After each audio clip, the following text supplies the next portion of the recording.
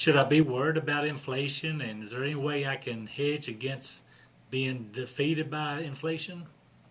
Boy, you hear a lot about inflation anymore. People really put a lot of scare tactics out there. Now, first of all, I'm not going to deny the fact that prices of everything are going up.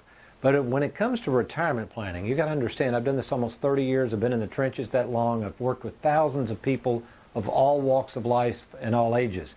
Here's what I've surmised. Let's take a look at this. You have two schools of thought. You have the financial world out there, and then what I've developed in what's called the worry-free retirement. The financial world, if we divide this up, I call it the three halves of life. When you're young, the financial world says to save money, and I agree with that.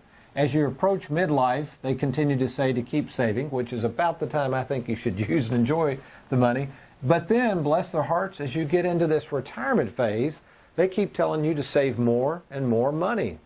The worry-free retirement takes a different approach. It does agree with Wall Street and the rest of the financial world that in that first half, when you're young and growing and trying to save money, you should save like mad. There's no substitute for savings.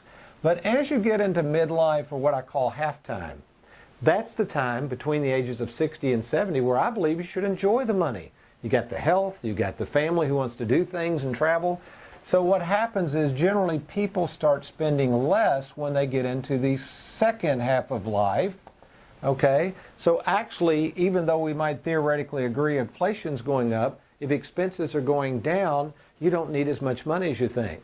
So here's what I would say about inflation. Absolutely, do all you can to save as much money as you can, keep those costs down. That's what the worry-free retirement's all about. But keep in mind, this will happen. Unless we had some kind of catastrophic health care situation, you will spend less money as you get older. You can bank on that. So don't let this fear of inflation get you down. I'm Tony Walker. Don't forget to log on to TonyWalkerFinancial.com if we can be of any help.